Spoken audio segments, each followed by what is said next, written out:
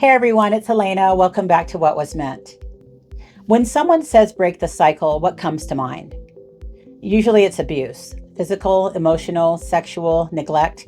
And yes, absolutely, those are real cycles. And if you, like me, have broken one or all of those, I see you. That is necessary, difficult, courageous work. This channel was built on that truth. But here's what I want to open up today. Abuse isn't the only thing that gets passed down. What about the way your family thought about money? What about who they taught you to trust or fear? What about the invisible ceiling they put on your dreams without ever saying a word? Some of the most powerful generational cycles aren't loud. They don't leave bruises. They live in the sentences that start with, "People like us don't," or "That's just how things are." And here's what might surprise some of you. Even if you had wonderful parents, parents who loved you well, who did their best, who never laid a hand on you, they may have still passed down beliefs that aren't yours to carry. Not because they were bad people, but because they were human. And humans pass down what they know, including the things they never thought to question.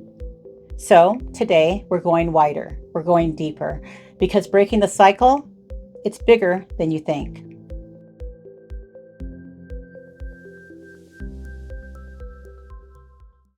Before we get into the specific cycles, I want to set something up because this is important. If you've been watching this channel for a while, you know what this space is about. It's about thriving after survival. It's about taking what was meant to harm you and flipping the script, using your story to make life better for yourself and others. It's about empowerment after you've been knocked down, not staying in the story of what happened, but building something meaningful from it. But one thing I've learned both in my own healing and in hearing from so many of you is that when we focus on big, bright red flags, we sometimes miss the quieter programming that keeps us from living our best life. Think of it this way. If the house that you grew up in was on fire, your first priority would be to get out of the burning building. But once you're out, once you're safe, you might look down and realize you're still wearing the clothes they dressed you in. Beliefs about yourself, beliefs about money, beliefs about what kind of life you're allowed to have, beliefs about who's safe to love and who isn't. Those beliefs weren't the fire, but they came from the same house. And for those of you who didn't grow up in a house on fire, maybe your parents were kind, present, truly loving, this still applies to you. Because every family has a set of unspoken rules. Every family has a worldview. It passes down to the following generations. And some of those rules and views may have served your grandparents in their time, but are quietly limiting you in yours. This isn't about blame. Loving parents can hand you a limiting belief the same way they hand you a family recipe, with good intentions and no idea it doesn't nourish you the way it nourished them. So the question isn't just, was I abused? The fuller question is, what was I taught to believe, and did I ever choose it for myself? Let's walk through 5 generational cycles that have nothing to do with someone raising a hand or their voice, and everything to do with the invisible inheritance you may still be carrying. Let's start with the big one, money. A lot of us didn't just inherit financial habits from our families, we inherited identities around money. There's a difference between we can't afford that right now and we're not the kind of people who can afford that. One is a circumstance, the other is a cage. Maybe your family treated money like it was always about to run out, even when it wasn't. Maybe ambition was met with suspicion. Who do you think you are? Maybe wealth was painted as morally dangerous, or investing was seen as something other people do. Maybe debt was a shameful secret. Maybe generosity was guilted rather than chosen. And here's the thing. Your parents may not have been wrong for their time. If your grandparents survived the Depression, or immigrated with nothing, or lived through war. Scarcity thinking was a survival skill.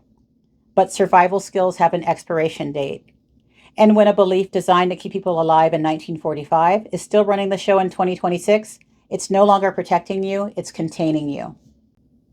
I can speak to this personally. I didn't grow up learning that money was a tool you could manage with intention. I learned that money was something you never had enough of and probably never would. I heard the saying, money doesn't grow on trees, more times than I can count. And while that's true, money doesn't grow on trees, it reflects a scarcity mindset that I inadvertently internalized. During the first 13 years of our marriage, my husband Eric and I lived our lives inside that scarcity mindset without even knowing it. When a friend invited us to his wedding in Las Vegas, we immediately said we couldn't go because the idea of spending any amount of money on something like that was out of the question. In those early years, a family vacation meant loading the kids into a van and driving to the coast of Washington state where, yes, we'd be at the ocean, but often in cold, miserable weather. When our kids' elementary school would send out information about the yearly trip to Mexico, we didn't even entertain the idea. This limiting mindset, which we were unknowingly passing down to our children, didn't change until we set clear boundaries and distanced ourselves from the unhealthy influence of extended family. When we were finally free from those distractions, we began to take stock of what was handed down to us and what we were passing along to our children. We noticed when our kids would reflect those limiting beliefs back to us, and that was the catalyst that propelled us into changing those mindsets. As a result, we've had some pretty epic family vacations since that time, and Eric and I just got back from visiting one of our children in Japan, where he's studying at a university for a year as part of a study abroad program. None of that could have happened without recognizing the limiting beliefs we'd internalized and begun passing down, and deciding firmly to break that cycle. Eric and I haven't been perfect when it's come to money, but our kids are better than we were, and that's worth everything it took to get here. So how do you identify and break the cycle around money and financial insecurity? Ask yourself, when you think about money, whose voice do you hear? Is it yours? Or is it someone who is afraid of something that may no longer be your reality? This one is subtle and it's everywhere. It might sound like, people like us don't go to college, or we're not business people, or that's not realistic for someone in our situation. These sentences sound like wisdom. They sound like someone keeping you grounded. But what they actually are is a ceiling disguised as a floor. Families pass down beliefs about what's possible, and not just abusive families. A loving father who never pursued his own dream might gently steer you away from yours, not out of malice, but out of his own unprocessed disappointment. A devoted mother who was taught that women should be modest and quiet might feel uncomfortable when her daughter speaks up and takes space. And that discomfort becomes a message the daughter absorbs. I'm too much. It doesn't have to be cruel to be limiting. If you told the people in my family of origin that I'd one day be a content creator using everything I survived to help people around the world live a better life, they would have said that's not possible. In fact, when I was a teenager, my father told me flat out that I wasn't shit, would never amount to anything, and would always come running back to him for help. He said this not only to hurt me, but because his world was small, and he wanted to keep my world even smaller than his was. He hoped I'd internalize that because when your world is small, you build walls and you call them reality. And when your reality is small, escaping that reality for a better life can seem impossible. So how do you identify and break the cycle around limiting beliefs about your potential? Pay attention to what you automatically dismiss as not for people like me. That phrase is almost never yours. It was installed before you had the language to refuse it. This one is going to hit differently depending on where you're coming from, and I want to handle it with care, but I also won't sugarcoat it because it matters. A lot of families operate inside a very tight circle. Same religion, same skin color, same socioeconomic class, same neighborhood, same values, same assumptions about the world. And inside that circle, there's an unspoken agreement. Everyone outside of this circle is either wrong, dangerous, or less than. Now, is it natural to feel most comfortable with people who share your experiences? Of course. But there's a difference between comfort and exclusion. There's a difference between belonging to a community and being taught that everyone outside your community is a threat. This cycle doesn't just come from hateful families, it comes from fearful ones. And sometimes, and I say this from experience, it comes wrapped in religion. I was raised as a Jehovah's Witness. And one of the most deeply embedded beliefs in that world is that everyone outside of the organization is part of the world, and the world is dangerous. Worldly people are to be pitied at best and avoided at worst. I was taught to see everyone through a very specific filter. Are they one of us or are they not? Leaving that system didn't just mean leaving a religion. It meant unlearning who I was taught to distrust. It meant sitting with people who believe differently, live differently, love differently, and finding out that the fear I'd been given wasn't mine. It was inherited and it was wrong.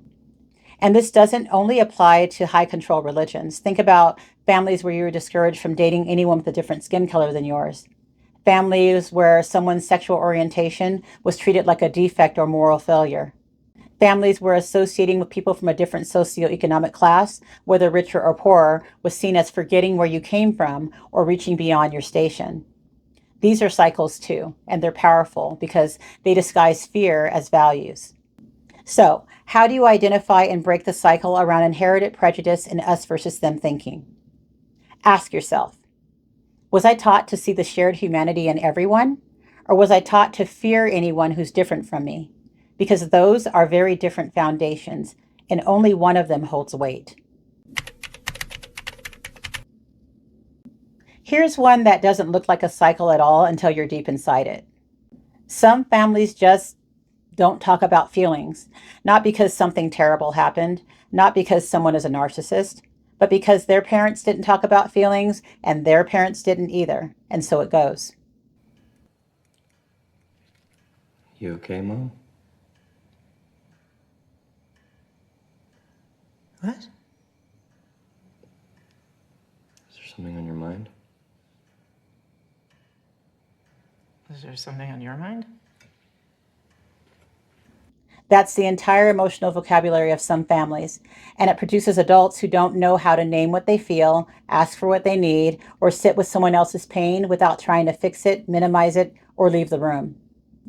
This is one of the cycles that shows up most clearly in good families. Families with no abuse, no cruelty, no dysfunction that anyone would point to, just an emotional flatness. A family where love was demonstrated through action but never spoken, where sadness was something you handled alone, where anger was something you swallowed. And then those kids grow up and get into marriages, friendships, workplaces, and they can't understand why connection feels so hard. It's not because they're broken, it's because nobody ever taught them the language. My husband Eric and I both came from families that didn't show emotion, at least not positive emotion. In my family of origin, the emotion on display most often was anger. In Eric's case, his father was checked out and didn't show much of anything, and his mother carried a lot of anger and resentment. I'll never forget one of my early visits to Eric's family. When we were leaving, his father said goodbye by shaking his hand. I knew what I'd been raised with wasn't right, and I think part of me wanted to make Eric's family into what I thought family should be, so I told him and his father that they should hug each other when saying goodbye. They did it, but the action was unnatural for both of them, and it didn't really change anything in the long run, but I tried. In our own household, I was insistent on raising our children with the love and affection I so desperately wanted as a child but never received. I took that bull by the horns, and Eric followed because I wasn't going to have it any other way. When our youngest son was little, he would tell me that he knew how much I loved him because, in his words, you show me and tell me every day. All three of our sons are grown now, and we still show and tell each other that we love each other, often. But even years into this, Eric still struggled. Like me, the expression of feelings just wasn't how he was raised, and it got to the point where he was frustrated and felt like something was wrong with him. The breakthrough came a few years ago when I told him something I saw that he didn't. The fact that his feelings were routinely dismissed and shut down when he was growing up resulted in him shutting down his feelings internally. And that makes perfect sense because if expressing your feelings results in being told your feelings don't matter, you'll eventually stop expressing them to avoid the inevitable hurtful response. I got him to understand that the fact that he loves me and our kids means he has feelings and that nothing is wrong with him. What was wrong was the way his family handled feelings. And then I told him something that changed everything. When you think of anything you experienced as a child, think about that happening to our kids. If it wouldn't be okay for them to go through that, it wasn't okay that you went through it either. Once I said that, I saw the light bulb go off for Eric as a realization landed and a huge weight lifted off his shoulders. So how do you identify and break the cycle around emotional suppression? Ask yourself, when something hurts, what do I do with it? Do I name it or do I swallow it? Do I let the people closest to me see what I'm feeling or do I shut down and push through? And if you shut down, ask yourself where you learned that. Because somewhere along the way, someone taught you that your feelings were an inconvenience. But feelings are not inconveniences. They're information. They tell you what matters to you, what's not okay, and what needs to change. If your family never taught you that, you get to learn it now and teach it to the people who come after you. Every family teaches you what love is supposed to look like, whether they mean to or not. Maybe love looked like sacrifice to the point of self-erasure. Maybe it looked like the woman doing everything and the man making every decision. Maybe conflict meant silence for days. Maybe making up meant pretending it never happened. Maybe love meant control disguised as concern or distance disguised as respect. And again, this isn't just about toxic families. Plenty of truly loving couples model relationships that, while not harmful, are limited. A mother who never asks for help teaches her daughter that love means doing everything alone. A father who defers every decision to avoid conflict teaches his son that peace means silence. These templates are powerful because we absorb them before we can evaluate them. By the time you're choosing a partner, the template is already running. My marriage to Eric, 32 years this coming May, is something we had to build without a blueprint. We didn't have a model for what partnership looks like. We didn't see teamwork. We didn't see mutual respect. What we saw in our families of origin was hierarchy, control, and deep dysfunction. So everything Eric and I have built, we built by choosing it, not by inheriting it. And that's both the hard part and the beautiful part of breaking this cycle. You have to create what was never modeled for you. So how do you identify and break the cycle around inherited relationship patterns? Ask yourself, did I choose my relationship patterns or did I inherit them? What did I see growing up? And is that really what I want for myself and a model for my children?